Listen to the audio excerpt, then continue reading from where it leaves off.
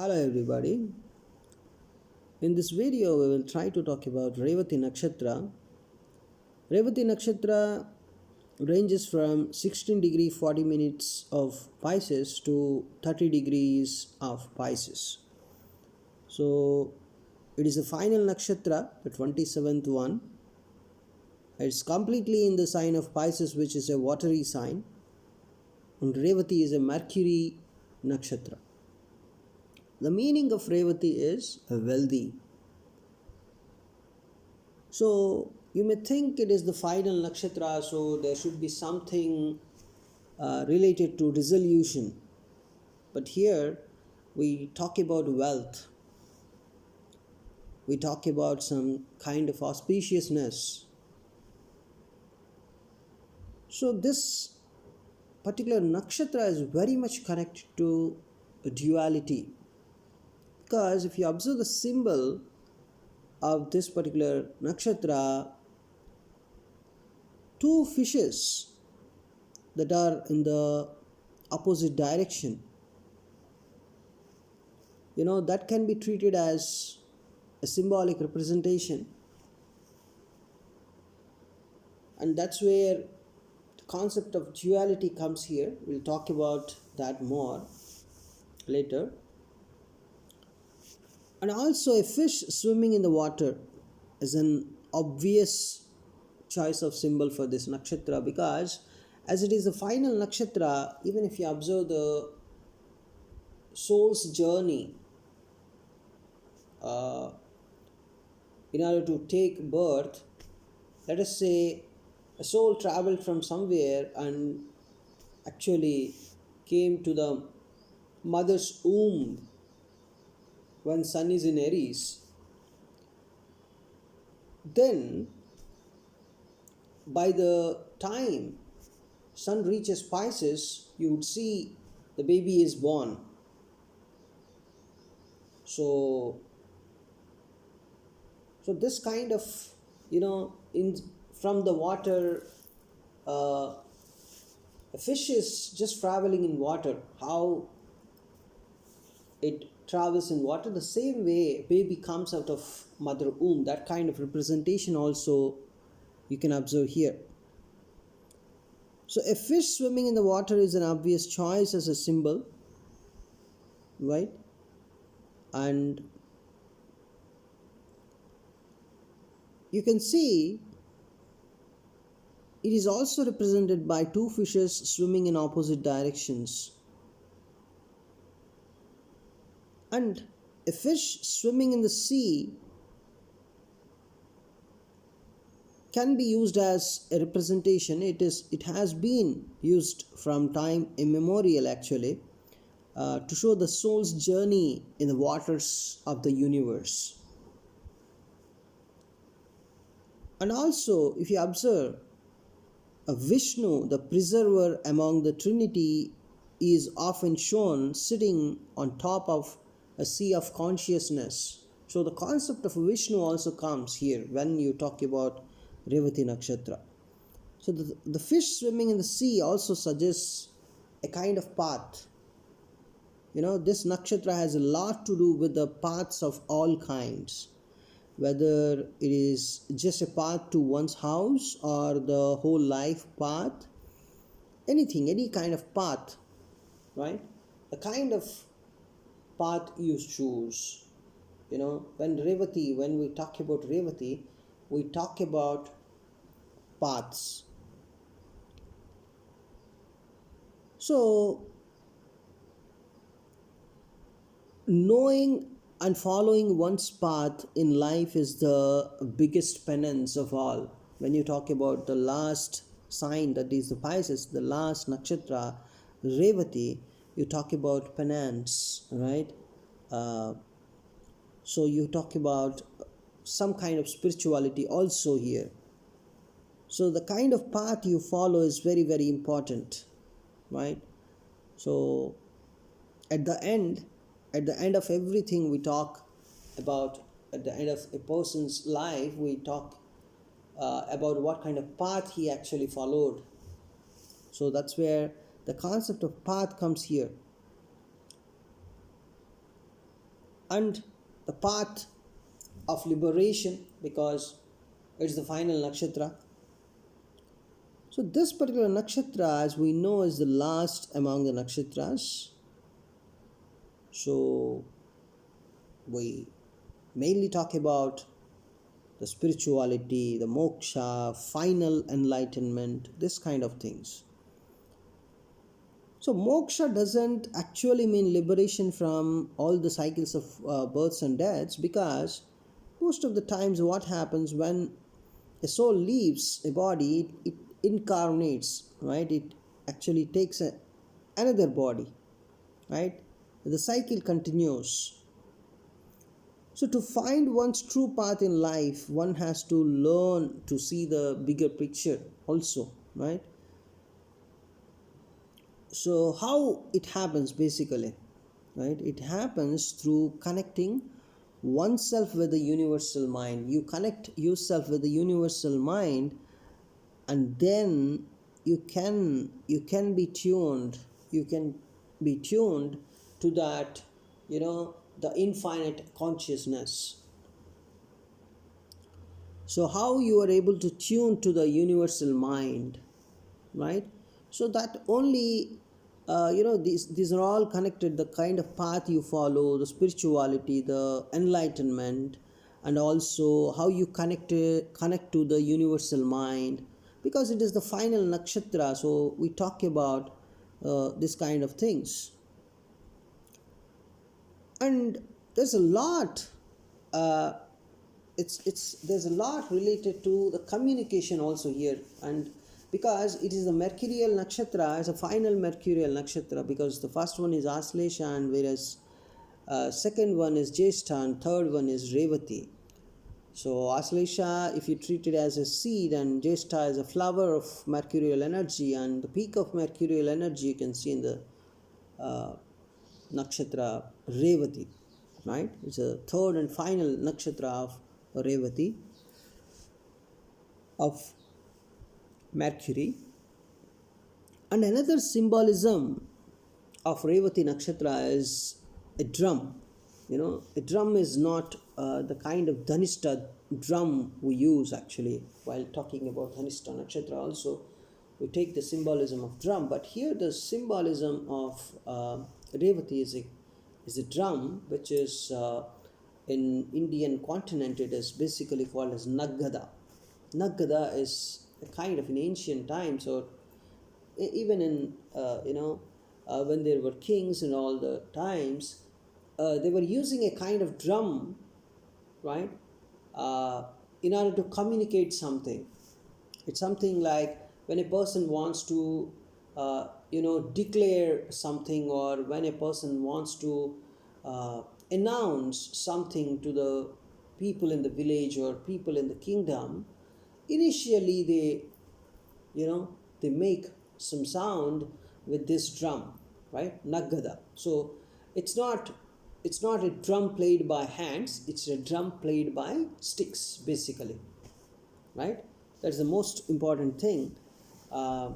So we'll see why this is actually uh, why this kind of symbolism is important, just played by sticks, not by hands. Because when you play by hands, it means, uh, in ancient times at least, here the importance is not given to the music, right? When you play with hands, of course you may think it's a kind of, you want to play some music, but of course these days, mainly people are playing music with sticks.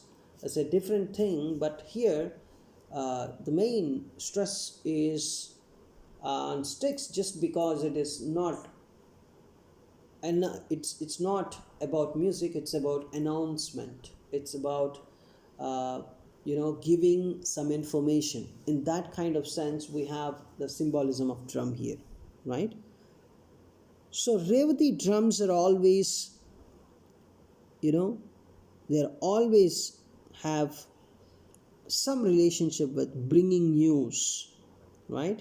That's the main thing. It's not about music, it's about bringing news. And you can see in any kind of ancient culture, any news of importance to the community was always announced, right, by the sound of drums. That kind of, you know, sense you must have when you think of the drum symbolism of Revati. And even you can see in some cultures, uh, some kind of coding, some kind of signaling to other person uh, was actually done by drums. So it's mainly related to communication, bringing news, conveying some information, right? That is the main theme of this particular Revati nakshatra. So Revati is wealthy, and when you talk about this one, you talk about moksha, enlightenment, and also the soul's journey, the path a person takes in his life, and also bringing news, announcing something, right? All these things we generally talk about. If you talk about the deity of this particular nakshatra, it's actually Pushan, you say. It's a solar deity, a sun god. So, as a Pushan is the main deity of Revati nakshatra. He is supposed to light up all paths. Here, uh, that kind of ability this particular deity has generally. So, this gives him rulership over as diverse a thing as street lights, you can say, because street lights show you a kind of path, right? They light up the road. A lighthouse, if you see, a lighthouse uh, which keeps the ship from getting lost, right? So, or you can say it's always about, or the inner light you have, so that you can direct your soul, uh, right? So the light here, the Pushan, the solar deity means light. Here we are talking about that light. So light is the deity here. So once a person has that light, he can reach the path. He can travel in the path very, he may choose a correct path. Also, he can go in the path very comfortably, right? So that's where the light is actually the deity of this one. That light is called as Pushan. It's a solar deity, right? He's a solar deity.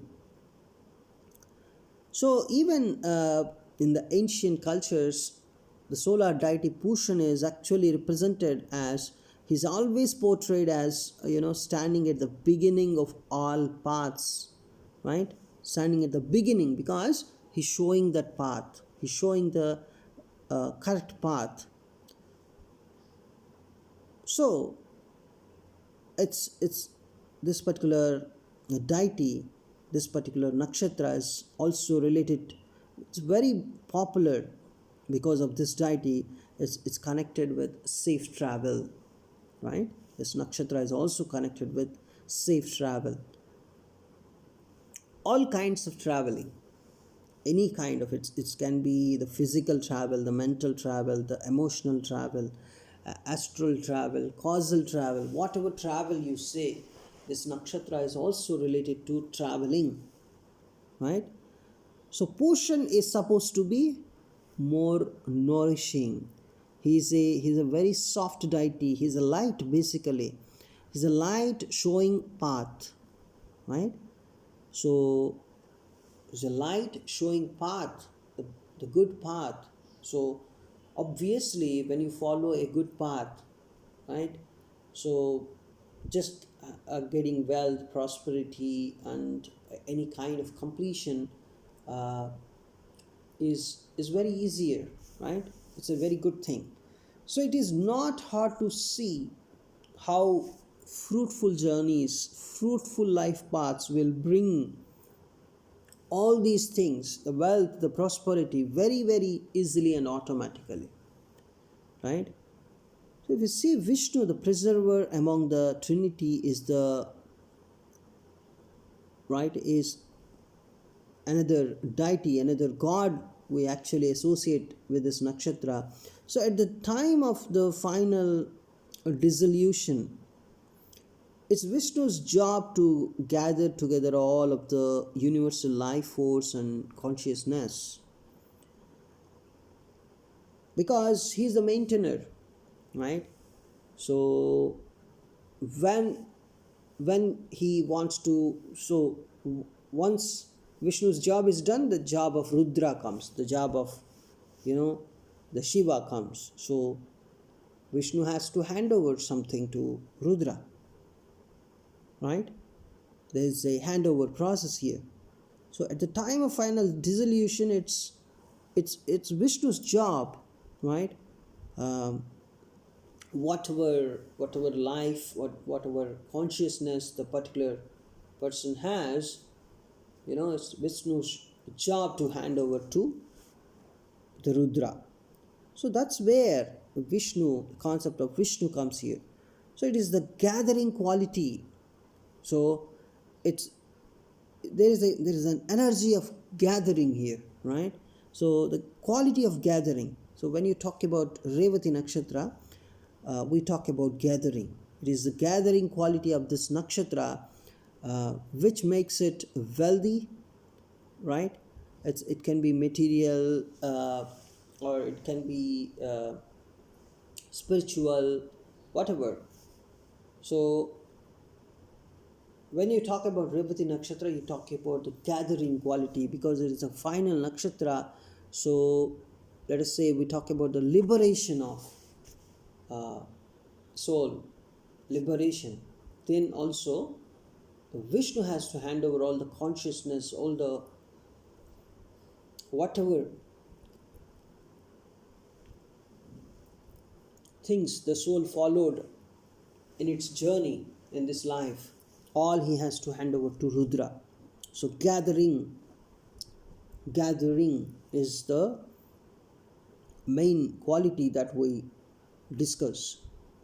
Any kind of gathering, right? So traveling, gathering, right? Following a path. So this kind of things we talk. So Vishnu, as we know, is the husband of Lakshmi, the goddess of wealth and prosperity, also connected, right? Things are connected here. So Lakshmi is the representation of abundance. And if you see the Mercury, the planetary ruler of this nakshatra, is directly connected with Vishnu, because communication is the main job of Mercury. Mercury is basically related to communication. The energy of Mercury is related with communication, and Vishnu is also related to communication, right? And even Vishnu and Lakshmi, if you see, sitting on a snake bed on top of the ocean of celestial waters, right? That is the main picture. That is the main picture that represents this particular nakshatra. So that picture basically sums up this particular nakshatra. So when you follow a very good path, you have abundance with you. Maybe you're in waters, maybe you're in any kind of problems or whatever, right? If you follow a correct path, even problems can become your sleeping bed, maybe, right? And you get abundance, right? So you can get a lot of information from that one picture. And it mainly related to wealth. That's a very good thing about Revati nakshatra. Revati is basically a positive nakshatra. People generally say Revati is a good nakshatra, right? We can easily understand, right? So Revati is one of the pleasing nakshatras, is a benevolent nakshatras, we say. It is an extremely fortunate nakshatra, we believe, right? Uh, Generally, even in villages, people feel very comfortable, you know, marrying a girl of Revati moon. But of course, other planetary positions also have to be seen. But some believe Revati moon generally it's very auspicious. So let's go for the match, right? Of course, you need to check what is the uh, groom's nakshatra and all the stuff, right? Whether it is Vipattara or any kind of what kind of energy compatibility they have. Also, horoscopes have to be matched. That is a fundamental thing. But still, generally, Revati people are treated as, benevolent, auspicious, luckiest, fortunate. People think generally. So extremely fortunate. People also think, right? And it has a positive light associated with it always because Pushan is the deity of this particular nakshatra. So it is the optimistic nakshatra, right? So even in the face of big setbacks, even there are some even if they get some failure, they don't lose hope. They continue the life. They have that positive mind. The positive light always pushes them forward. So of course you have to see the other planetary positions for sure, but Revati itself, the energy of Revati is always positive because it believes in the divine forces very much. So it knows how to keep the faith, right? So, but the faith is how much faith a Revati energy can give you. If you ask, there are some people with a lot of Revati energy, not only just Revati moon, lot of other planetary planets also, auspicious planets with respect to the ascendant or natural uh, benefits. If some of the planets, in addition to moon, is sitting in the Revati nakshatra, these people, you know, they just don't do anything. They have a lot of faith on God. They think that God can do everything for them.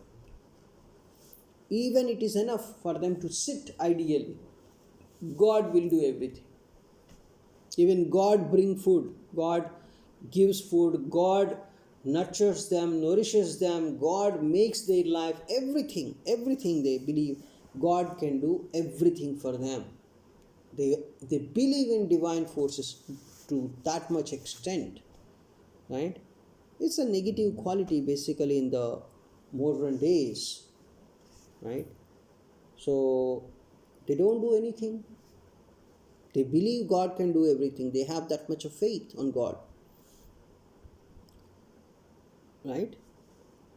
So too much of faith on God, too much of faith on divine forces is also seen in the Revati energy.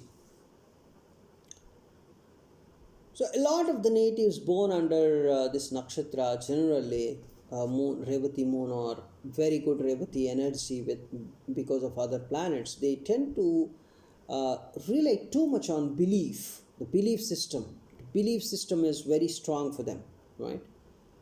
And the belief is also not very real, right? The kind of belief that they have, when you talk to a Revati energy person, more Revati energy person, you can understand they're believing in something, unnatural, which are not real, and their belief system is based on that. It's really uh, surprising for us, right? And some people may feel it very funny also. Other means when they see the more Revati energy people. And and you can also understand by this kind of belief system means they don't do anything sometimes because of the more and more energy of Revati, and they just believe in God. They just think that God can do everything, the divine forces can, give everything. Because of this kind of thinking, what we need to understand is when you are checking a Revati energy person's horoscope, Saturn influence, right, is required to give a realistic groundedness. A Saturn influence, the Saturn, you need to observe how is the Saturn of that particular native. The Saturn is also not so comfortable. You can say they don't do much work. They don't have that realistic groundedness, because when you talk about the realistic groundedness, the practical behavior, right, Saturn has that, because Saturn is the natural lord of Capricorn energy is more about practicality, right? So when a person has so much of Revati energy, and also the Saturn is also very, very, let us say Saturn is debilitated somewhere in the Aries. Saturn is present for the Revati, Moon and other planetary positions in the Revati. For such kind of person, Saturn is also debilitated. Saturn is not very good. Then you can see that person does nothing in the life, right? He just wants to enjoy. Of course, if the 10th lord is very good, then again, you know even having more Revati energy and Saturn debilitation, but the 10th lord is very good, then of course, as 10th lord is very good, the person will do some good amount of work in his life, right? But to an extent, definitely, the Revati, more Revati energy and Saturn is not comfortable, then you can say a person, even if the 10th lord is very much comfortable, very good, the person may have some kind of uh, some kind of idleness associated with him, some kind of unrealistic behavior, unrealistic belief system. That groundedness is lacking. You can observe the realistic groundedness. So if you take, let us take two more cases. If you see in one native's horoscope, Jupiter is placed in this nakshatra, let us say, right? Jupiter is placed in this nakshatra. Then when Jupiter is placed, and let us say, so Saturn aspect is also very good on this nakshatra. Saturn aspect is also very good, because Saturn is the main force for this particular native's horoscope, because Saturn gives that realistic groundedness, right? So when Jupiter is present in this particular nakshatra, and this particular Jupiter is aspected by Saturn, then the person has that realistic groundedness also. Let us say in the other horoscope, Jupiter is placed in this nakshatra without having an aspect of Saturn, right? So you can see the first horoscope may have, they have that realistic groundedness.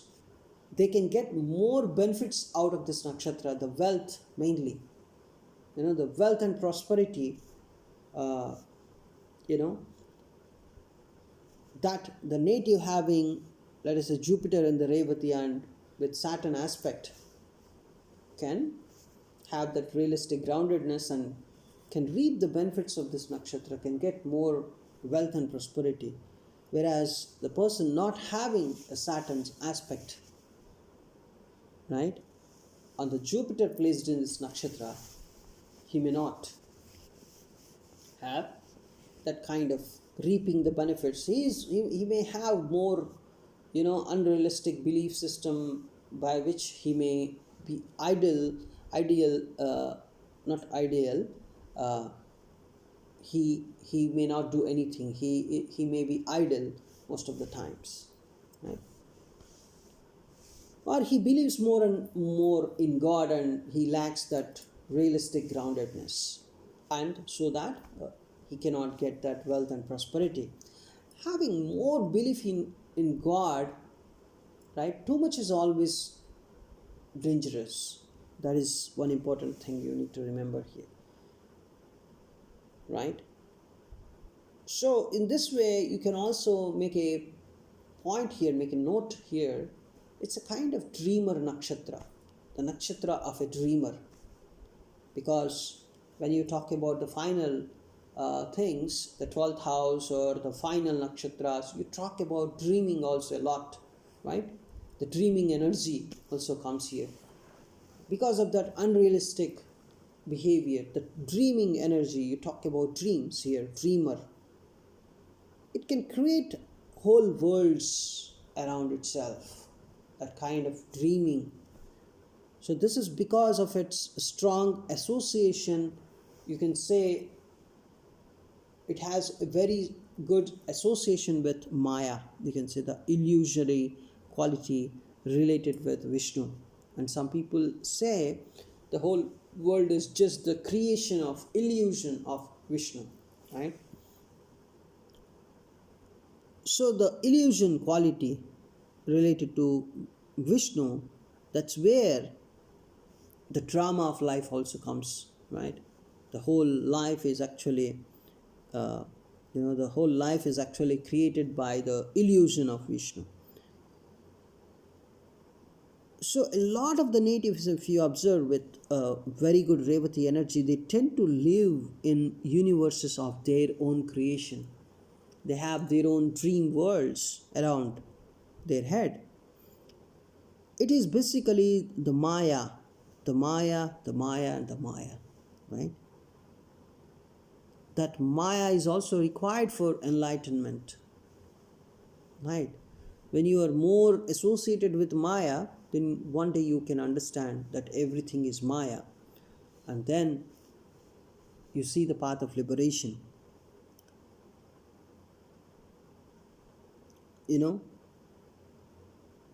That is so how the energy of Revati is balanced in a horoscope, how it is actually, how much proportion of energy it is actually giving to the native is very, very interesting, and based on that we can decide more.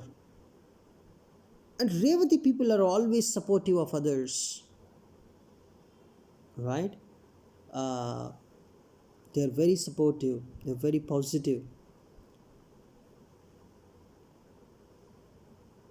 and it's luckiest, fortunate, we generally say, because they not only support, they not only have a good heart to support others, and as they are very much connected to the divine forces, they also get support whenever they need in life, right? But of course other planetary positions also we need to see, but still Revati is considered as fortunate. So Revati can be seen as uh, it's the final nakshatra, so it can be seen as the apex of civilization. Its natives place special emphasis on refinement, grooming, civilized behavior. So because it is the final nakshatra where you can see everything, when you learn everything and when you become something, basically you nurtured a lot of things, you have gone through a lot of things in your life, so finally you would be a better version of you, right? So basically the civilization, when you talk about Revati, a very well civilized behavior is also discussed here. They like all the things which are related to civilization, uh, this kind of a very good civilized behavior, this kind of refinement basically. So a lot of Revati natives are born into, you know uh, generally speaking, Revati natives are a bit rich only, right? You can see that, generally speaking, right? Of course we need to see the other uh, planetary positions. I'm always stressing that, but generally Revati is wealthy. If they are not wealthy, they will become wealthy. They become wealthy automatically. That kind of, that kind of uh, examples you can see all over the world. That's a fundamental energy that runs for Revati people. So something like Revati people, let us say they born in rich families, or if they born in normal families, maybe after marriage they become rich, or at some point of time they become very rich. These things are very, very, observable things you can see in the world. When a person is Revati, of course, he is associated with wealth most of the times, unless and until we discuss some examples, right? So sometimes they lack the realistic groundedness, right? That's where, they may become a kind of idol and they may not earn much, but if you see, even if they may not earn, they get money somehow because they are connected with divine forces. It's a very, very, it's very hard for any astrologer to tell Revati people are poor. It's very hard because sometimes you can see the more Revati energy people, they get money even without doing anything. Sometimes it happens. So it's very, very hard when you go through a lot of horoscopes and lot of ancient literature. You can come to this kind of uh, conclusion, right? It's not just uh, you know just to say something. I'm saying it because the Revati has that kind of auspiciousness associated with it. So they're generally the pleasing social personalities. They're a bit positive, right? And are they're usually well liked within their social sphere, right? Civilized behavior they have, uh, good upbringing can be seen, right? Normally speaking. So if you talk, see, no other nakshatra comes close to Revati as far as being a socialite is concerned. you know they're very good hosts, and their friendships last long because of their responsible nature. They're very, very understanding of others' problems and like to be as helpful as many people as they can. It's very, very important thing. You can see they're very supportive. They're very, very supportive. Revati energy itself is like that. you know they're very, very understanding, and they help others. However, you can see sometimes they take too many uh, people's problems on their shoulders, and they exhaust themselves mentally, emotionally, physically, or whatever, right? So because they like to give that kind of support, they are run by divine forces. That's where this luck factor comes. you know uh, Generally, we work hard and we do a lot of things for money, for prosperity, so many things. But it depends on our horoscopes how much you get basically. But when you see a Revati person, a very good Revati energy person, he may he may do very less, but he get a lot of things, lot of money, lot of you know friends and everything. It's very very uh, you can see it's very surprising for us. Hey, this person is not doing anything, is just praying God for 2 hours every day, and he has good Revati energy, and that's it, he is getting everything with less efforts.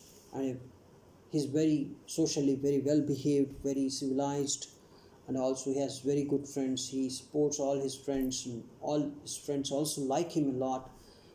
He gives a lot of money, or he invites friends to his home a lot, and uh, he donates a lot, he gives a lot of food for others. So he's very supportive, he's very kind, very good hearted, right? This things we observe generally. When you talk about Revati, we talk about this kind of positive things. So they are always soft and polite in conversation, right? uh, Sometimes if they are jealous, of course this jealousy factor, to an extent it comes when you talk about Revati, right? When they're a bit, you know this kind of, when there is some kind of jealousy, then they may talk a bit harsh, or they may hurt others. But most of the times they're very polite, they're very soft in conversations. So it's one of the, because basically, Revati is one of the most tender nakshatras, and so has a tendency, you know uh, to get hurt also very easily. When you say something, when you talk harshly with a Revati person, he gets hurt very easily, right? Generally they are very polite, they're very good, and they may not hurt others also. They don't prefer hurting others most of the times, but if they have some jealousy, they may hurt, but they are always soft and polite. They are good counselors, good hosts. uh, they have some kind of intelligence also to solve others problems, showing them the right path, right? It's very good basically. So Revati natives, uh, when you talk about Revati, you talk about that kind of sensual nature, that kind of uh, sensual nature, lusty nature. This kind of things also uh, we talk about, right? So Revati is basically a soft energy, right? It is the nakshatra basically which actually derives the most fun and joy out of drama of life. That is also there. Very very positive, right? A fun and joy, they take fun and joy from the drama of life. So see, more evolved soul learn to keep themselves on an observer status, right? When you observe the drama of life and you're taking fun and joy, it's very very interesting and positive. So basically you talk very less negative things about Revati, but still there are this lusty factor is also there, but it's good for them, right? um, Generally speaking, generally this nakshatra does not actually have a sense of limits, and so it is very easy for it to do too much of anything. That is also there. So this nakshatra uh, is is also related to speech and communication because it's a mercurial nakshatra. So most charming, that is another word we use, right? The charm, this Revati energy always gives some kind of charm, right? Of course, the charm, when a person has a lot of charm, a person grabs others' attention very easily. So, basically, it is very good social nakshatra as well, right? And another important thing is, we talk so many positive things, but another positive thing is Revati is the most tricky and clever of the nakshatras also. You have to mention this. So, Revati people can do a lot of things because of their intelligence. Because just imagine this, the final nakshatra, and you talk about liberation. When a person can get the idea of liberation and all, when he understands the whole Maya completely, all right?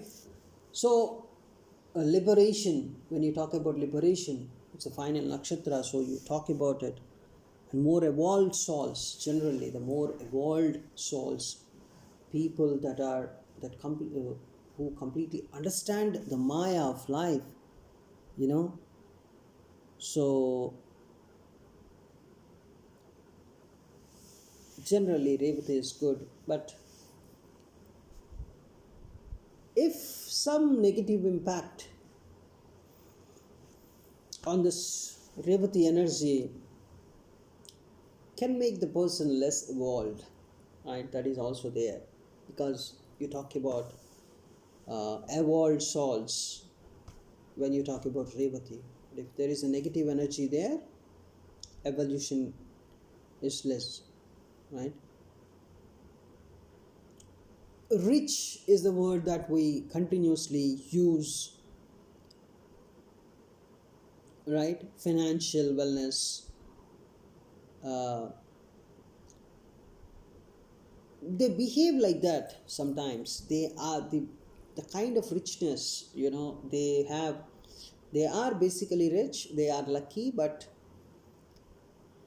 they try to be rich also. Their behavior, because it's the final nakshatra and it is very much related with uh,